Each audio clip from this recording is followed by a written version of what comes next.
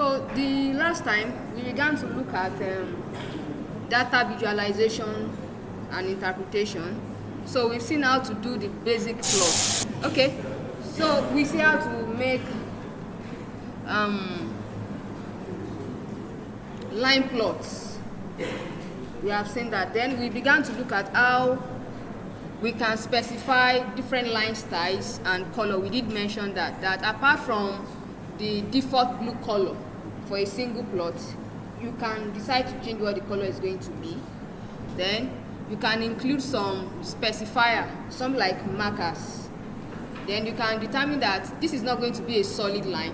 It could be dash line, it could be dotted line, it could be combination of dash and dot and all of that. So how do we do that?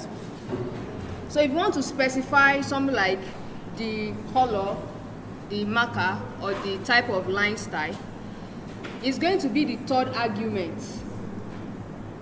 when you are using plots. Now you have used the function plot, you have supplied what your x data are, you have supplied what your y data are. So the third argument, if you are actually interested in configuring what the color is or what the marker is or what the style is, it is going to be the third argument, and it's going to be inside a quotation. Okay, so just as you have seen on the screen where I said, for example, you can issue the command plot into bracket s comma y, then you see quotation mark r dash dash 0. So that will tell you that the plot that is going to emerge is going to be red in color, it's going to be dash line, and there will be 0 0 as the marker. So what are the possible colors we can have? What are the possible line style we can have, and what are the possible markers? So for the colors, these are displayed on the screen. If you want it black, you use K. Where I use R the other time, you are going to use K.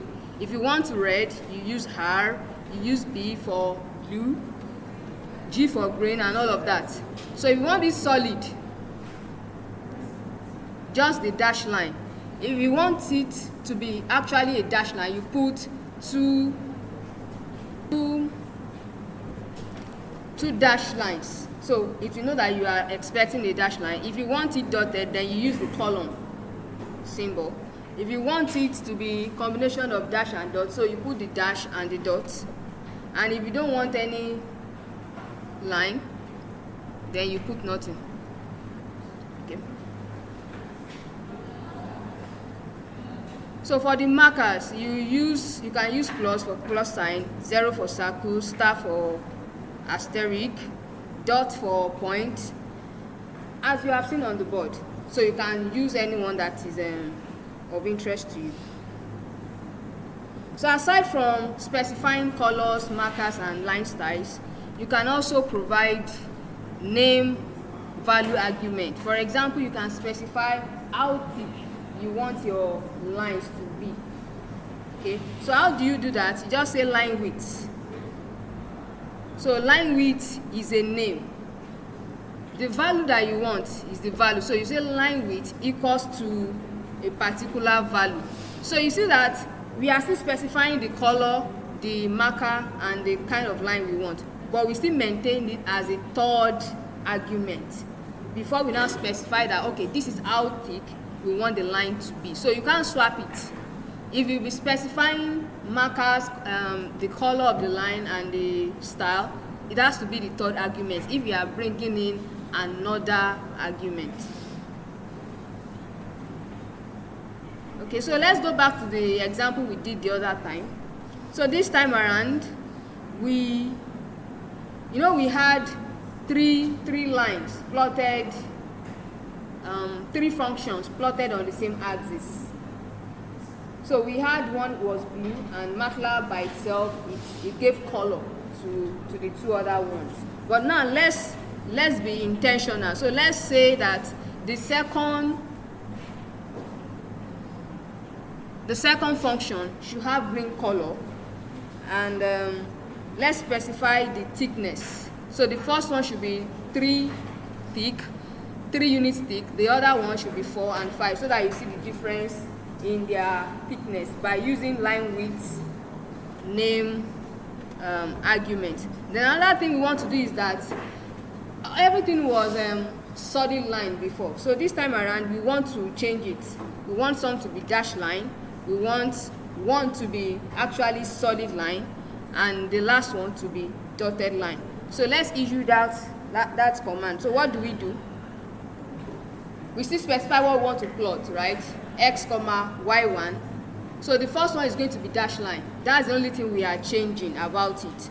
So that is the reason why we only have the dash in quotation alone. We are not changing the color, we are not introducing marker. I hope you are getting how it works. Then also we want to make it thicker. The line, we want it to be thicker than what it was. So we are saying it's going to be 3. Now for the second function, we want the color to be green, and this time around we want to maintain solid color. So we are just using one dash line to say, okay, we want solid, and that is why it is in quotation. We are not introducing any marker, so that's why you are not seeing any marker, but it's still maintaining the third argument. Then we want that line to be a little bit thicker than what the first function was. So that is why we say line width equals to 4. And for the third one, we want it to be dotted lines. We want to be dotted lines. That's the only thing we are changing. We are not introducing the marker, we are not changing the color. But if you want to change the color, it is at the third argument that will provide all of that 3 set of values. Okay. Then we want the line to be thicker than the first 2 by 1 unit. So that's why you have line width 5. So it's still the same thing we are plotting. So can we try that and see how that works?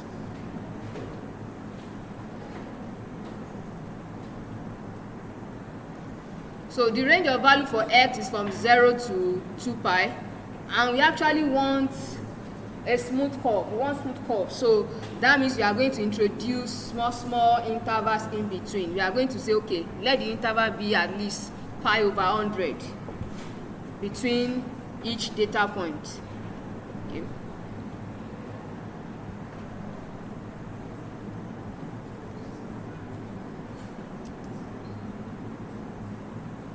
So our y1 is still 2 cos x.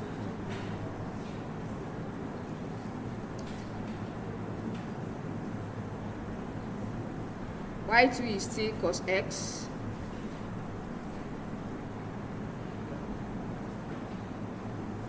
And y3 is equal to 0.5 cos x. What? So we are using hold on this time around, but you know, instead of using hold on, you can stack them together inside one plot function, but I actually prefer using hold on and passing in the argument one at a time.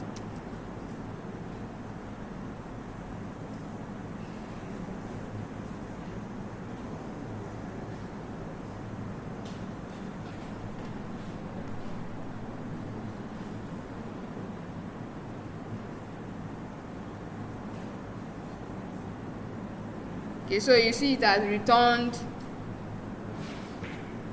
the dash lines, right? So it's still retaining the default color of blue for one plot. So we are not done, so let's tell it to hold on. The second plot.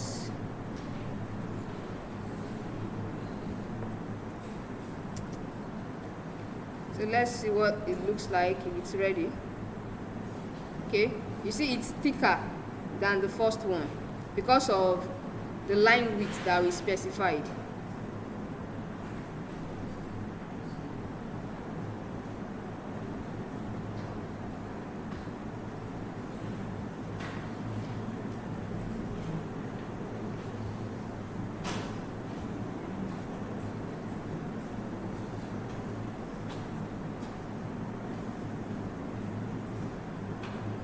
Okay, so we have this.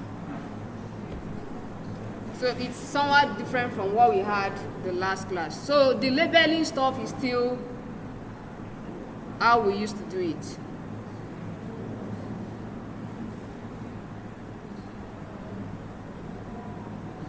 Okay, if you remember when we treated array some weeks back, we said we can use the line space function to generate array, right? So one of the uses of array is that we can use it to plot. We can visualize it by plotting it. So let's generate linearly spaced data set using line space. So we want the value to start from 0 and end at 100, and we want 100 data points. So 0, 100 is telling us that we are starting from 0, we are ending at 100. Then 100 is telling us that we are looking at having 100 data points. So I think it's smart to want to suppress the outcome, since you don't want to see what the values are, because it will be too large. So we can suppress it by introducing a semicolon. So this is like building on what you have learned before. So if you need to do something like this, this is a shortcut for getting it done.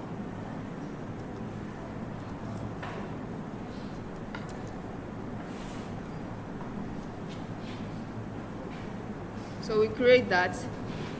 So that fast. So let's say we want to plot a function. We have a function y is equal to x raised to power 2. So just to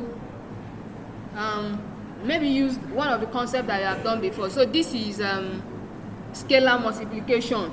So that's why we are introducing that dot 2.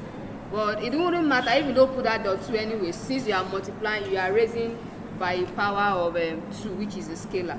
But just to drive it home that there is difference between array operation and matrix arithmetic operation.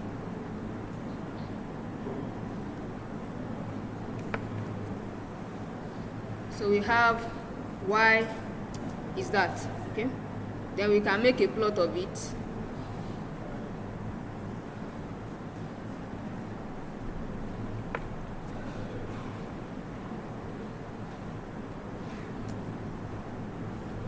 So that's quickly. So we have that. So if you want to add the label, you can add the label, you can add the title. If you have more than one curve, you can include the legend. You know how to do that. Okay, apart from that plot function that we have, there are other functions that you can use to represent your data set graphically. So one of it is you can generate area graph to see the area under a curve. You know, we just generated a curve now that says y equals to x squared. It's a curve. So you can also generate a graph that is going to be showing the area under that curve. So it's simply, the command is simply saying area x, y. So if there are other things you want to add to it, maybe color and all of that, you can pass it in just we have done for the plot function. So let's use the same data set that we have, that we just plotted using plot x, y, and let us now generate the area under the graph. So what do? We say area, area into x, y. So let's see what it brings to us.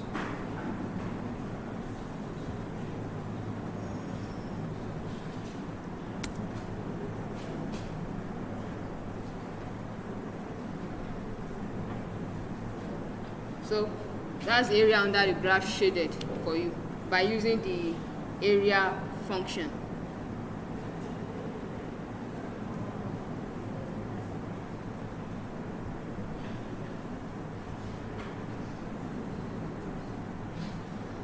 So we've seen that most of the graphs that we have plotted, we are saying maybe y is a function of something, like y is equal to x raised to power this, or y is equal to cos x and all of that. It's not only x data set that can be related to a function.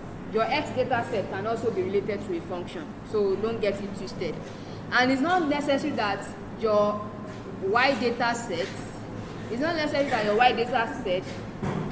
should be related to a function. It could just be some set of values. But what I'm trying to drive home here is that your X data value can also be a function of something. So let's do that. Let's do something like that. So let's say we have t. T is from, let's say, -1 to 2 pi. And now we want to plot x. We want to plot y against x, presenting x first and y next. So now x in this case is equal to sine 5t, which means that x is a function of time, just like y is a function of time. So it's going to give us results. So what I'm trying to point out here is that don't just believe that it's only one axis that can be a function of something.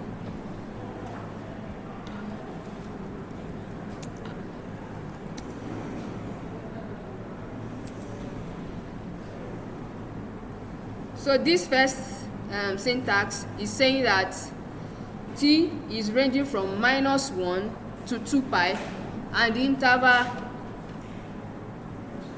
interval is going to be between, is going to be 0.01. So pass the attendance, please.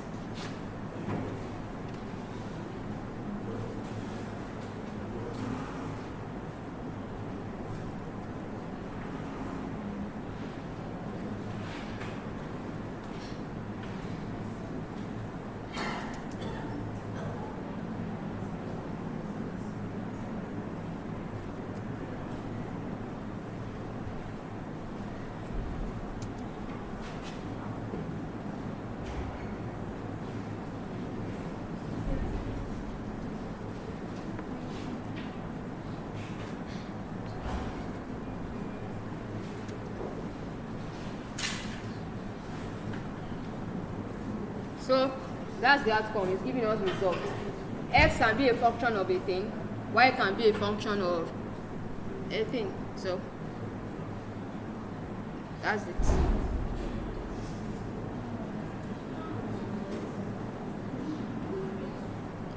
So let's begin to apply what we have learned. So you have seen how to make plots using MATLAB. So you can use that knowledge to solve simultaneous equations. If you will recap, during your secondary school mathematics, they told you ways of solving simultaneous equations. One of the ways of solving it is the graphical method. We have seen the algebraic method previously when you wrote code to use elimination method to solve simultaneous equation. As you wrote code for the elimination method, I know you can write for substitution if you have to. But now let's look at how we can solve it graphically now that we know how to use the plot function. So you have two equations that say solve y.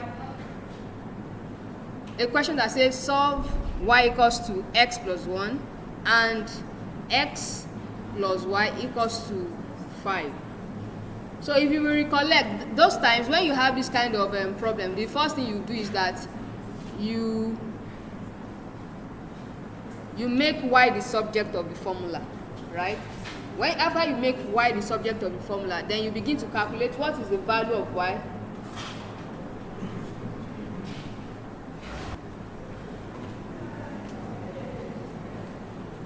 So once you make y the subject of the formula, the next thing you want to say is that you want to generate a range of data set for x. Then you compute your y. You want to say, okay, what is y at this value of x? So once you have equal size of x and y data based on the equation that you are given, then the next thing is that you plot. So since it's simultaneous equation, two equations, your solution is going to be where the line crosses, right? Okay, so that's what we are going to be doing here. So the first equation is y equals to x plus 1, so that is fine. But the other one says x plus y equals to 5. So you will know that you are supposed to make y the subject of the formula. You will do that. So y is going to be what? 5 minus x. So the next is that generate data for x values, right? You know how to generate range of data. Excuse me. So let's assume that x is going to range from -2 to 6. Then let the interval be something like 0.1. That won't cost you anything since it's going to be MATLAB that is going to generate the value. So let's get our x value by saying x equals to -2. The interval is 0.1 and it's going to end at 6.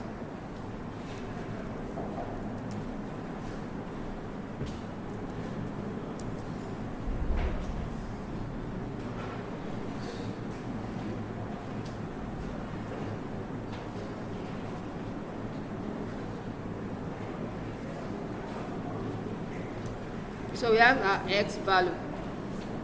Okay. So to differentiate between the two equations, the two y, so we want to call the first one y1 and the second one y2, just to differentiate.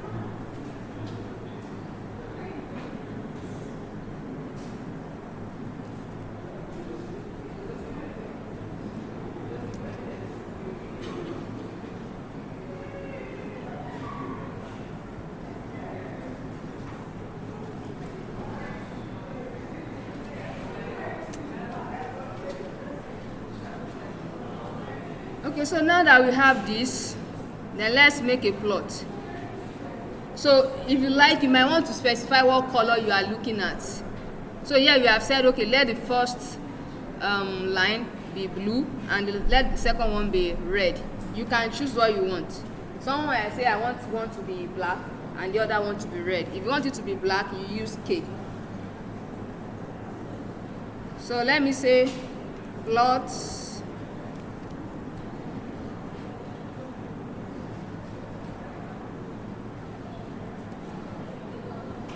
you can use the syntax in my notes that has combined the pairs of data set. But like I told you, I prefer to use hold on. So this time around, I want it to be black.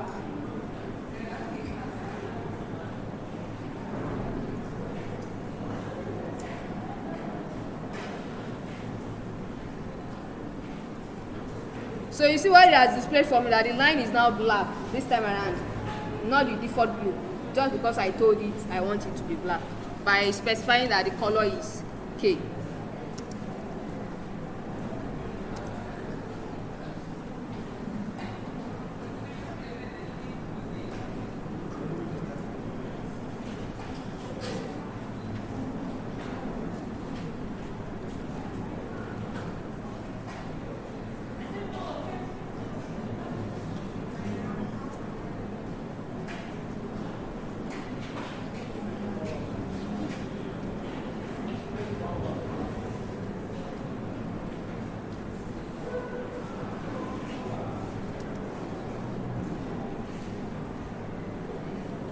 So this is the solution. You see that there is a point where they intersect, right? How many of you have something similar to what I have here on the screen? Okay, so what is the value? I can introduce grid lines to make it more traceable.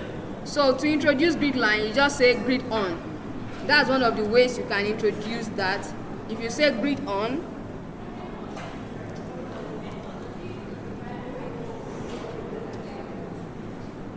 so now that I've said grid on, you see that there are major grid lines. So easily you can pick it that what's the solution to the equations. What's the solution?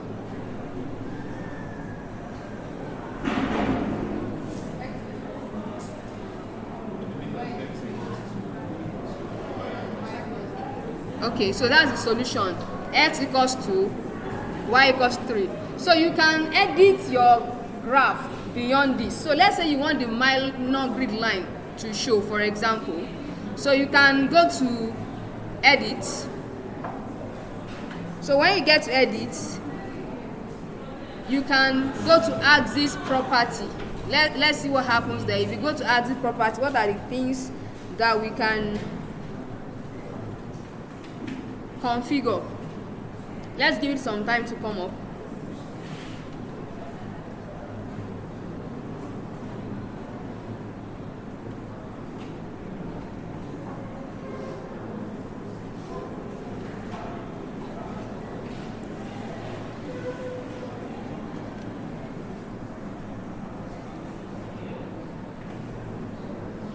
Okay, so we are here.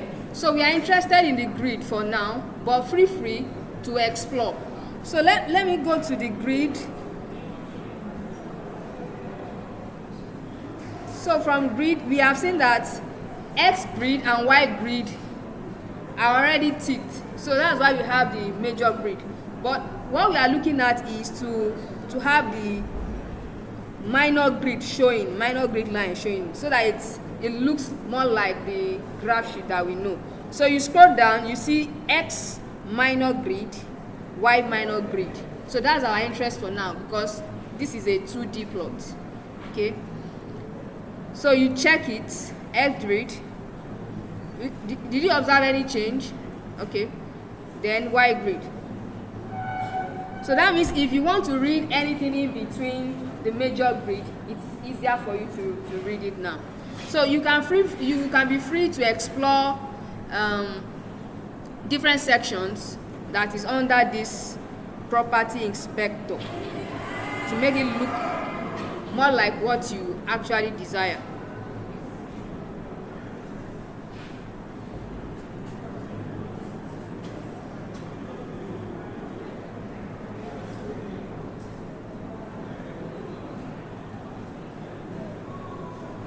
Okay, so that's that. Then we had another question. So this question is still simultaneous equation, but this time around they are not both linear. One is linear, one is quadratic. So what you actually need to start is that if you are given this kind of equation in algebra, then how do we know that this is the solution? You make a plot of your quadratic equation, then the linear equation, you also make a plot of it. Then you say where they intersect is the solution to the problem, right? So that's the same way we are going to do it. But now you know that the plot we are going to be making is y against x. So even if the equation is not saying y is equal to this, you have to rearrange it such that y is made the subject of the formula. So the quadratic equation is looking fine the way it is, but the linear equation, you have to make y the subject of the formula. In that case, it's going to be y equals to 1 plus x. Just like we did for the linear set of equation, you are going to generate your x data set and you compute what your y is for each of the values of x. So to differentiate between the first equation and the second equation, you can call one y1 and the other one y2. Then you make a plot wherever they intersect. That's the solution to the problem.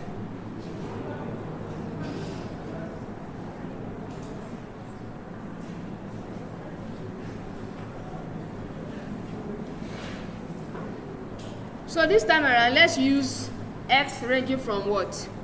-1 to 5. The interval between is 0.1. You don't need to display that on your screen. You can just suppress it.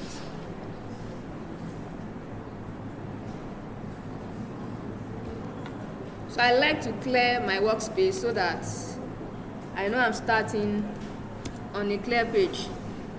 No room for confusion. So we have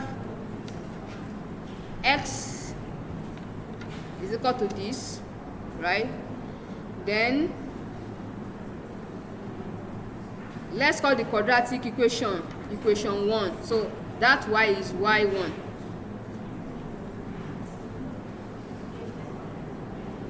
So it's x squared minus 3x plus 4. The way the syntax has been written on the screen is the way MATLAB understands what I've just said. For the second equation, we said the equation is going to be y2 equals to x plus 1.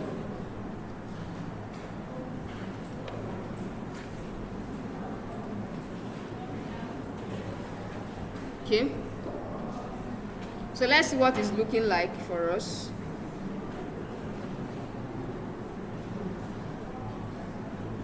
Okay.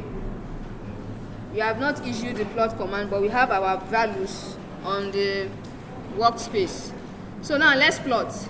We want the quadratic equation to be blue, and we want the linear equation to be red.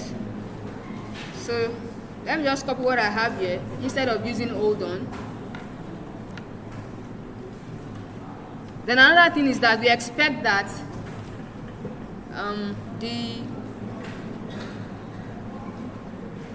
the second equation is going to be dash line. Okay, so we have this.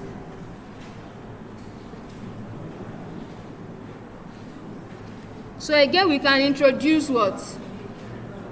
We can introduce the grid so that easily we can know what the values, the solution are. So we go to edit, we go to axis properties,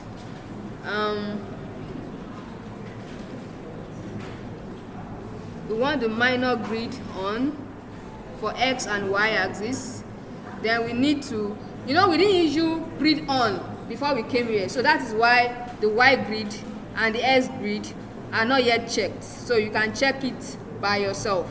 So I've told you anything that has to do with computing, there are several routes to achieving the same thing.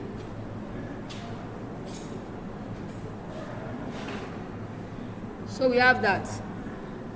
So what would you say the solution to the problem is?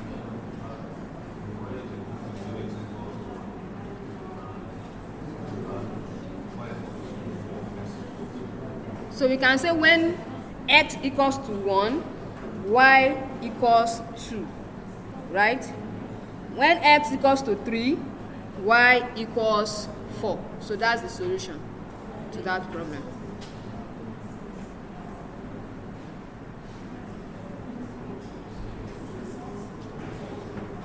So since we normally present x before y, so that's why on the board you have 1, 2 and 3, 4, because you present your x value before your y value.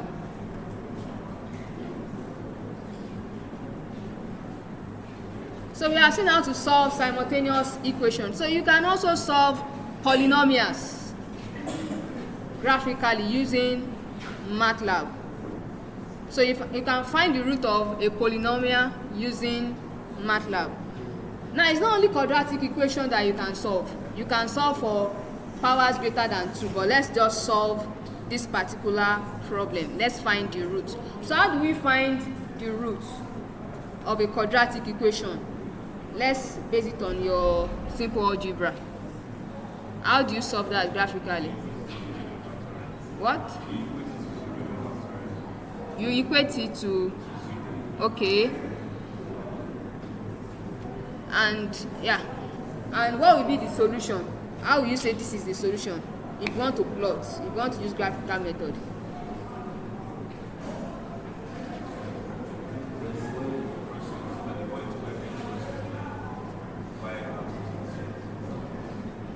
Okay.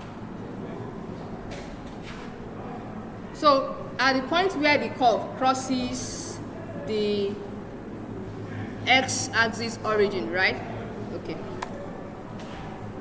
So once you are able to interpret that from your knowledge of maths, then you know how to put that across to MATLAB. So let's solve.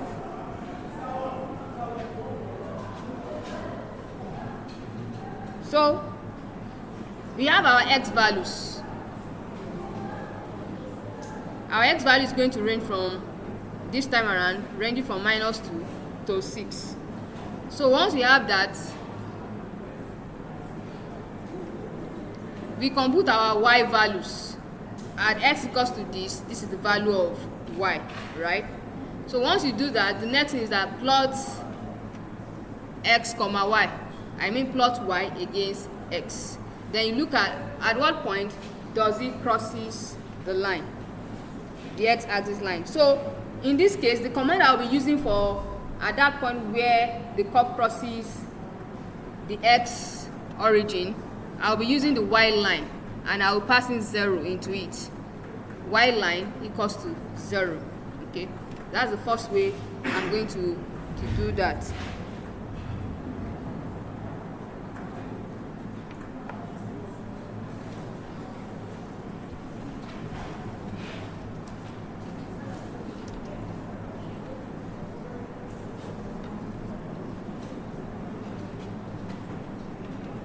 So this is x, then we need to know what y is. So the equation says y is equal to x squared minus 4x plus 3.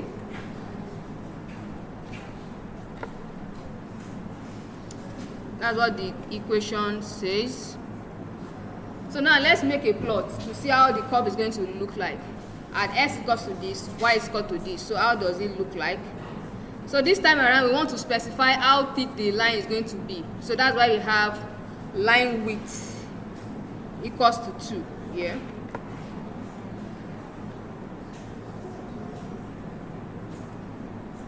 X comma y.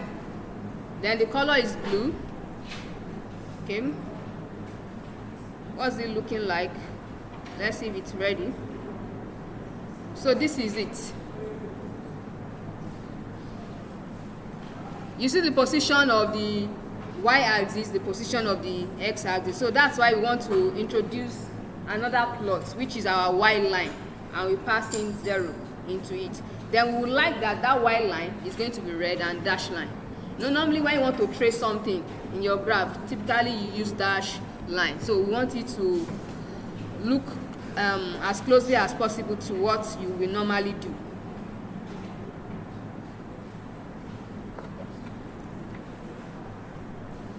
So did you notice anything in my specifying the line width this time around from what we did previously? Previously we just said line width equals to a value. Line width wasn't inside a quotation, but there are other approaches to that, right? So now we have line width inside quotation, but now we are not using equal to, we just said comma and we supplied the value. So it's still name value argument. So it's learning to speak the language of MATLAB. What I'm saying now in English, I can say it another way and we still have the same meaning.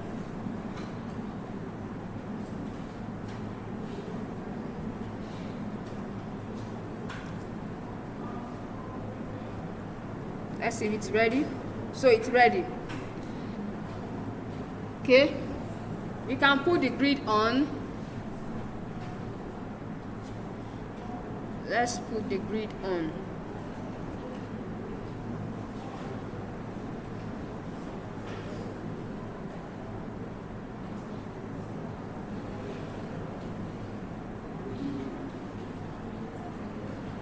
Okay, let me have it on now. This, so that it's traceable easily. So what would you say the solution is, the root of that quadratic equation is? Is what? 1 and 3. Okay, so that's it. Now instead of doing y line, there is something that I could have done. Okay, I could have just shifted the location of my x-axis, right? I could have shifted it so that that x-axis is going to start from y equals to 0. Are you getting it? Just like you will typically do for your graph. You want to start from the origin. You want 0 on this side coincide with 0 on the x-axis, 0 on y-axis. So I could have just shifted my x-axis and let it be where y equals to 0 is. So I can do that. So let me clear what we have here and use that approach.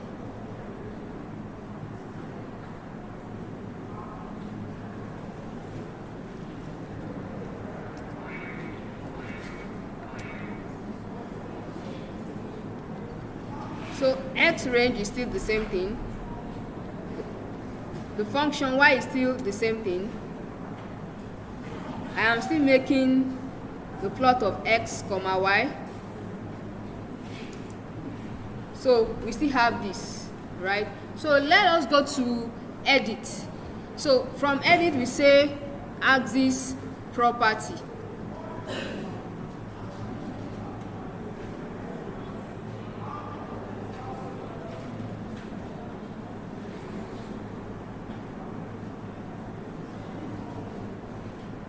Okay, first let me just do the grid that we've been doing before. Let's have our grid on.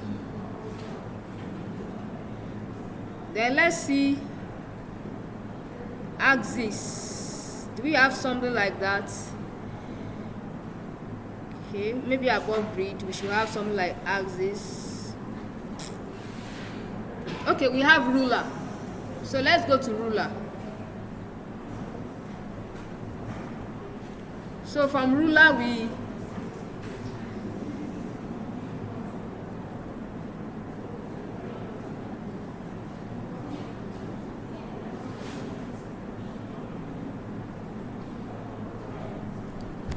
from under ruler you try and get x-axis location. X-axis location. So my x-axis location is at the bottom under the property inspector, which corresponds to the graphic that is displayed on my screen. So I can say that I don't want it to be at the bottom anymore. I want it to be at the origin. So if what works for you is for it to be at the top, you can say, okay, I want to move it to the top now. But what I want now is that I want the x-axis to be at the origin. So you see that it has shifted to the origin. So with that, I don't need to plot y line equals to 0 again, because I have moved the x-axis location to the origin. So now I can trace it. I can know where that curve crosses the x-axis line and get my result. So if you like also, you can move your y-axis also to any location you want, but I think I'm fine with this.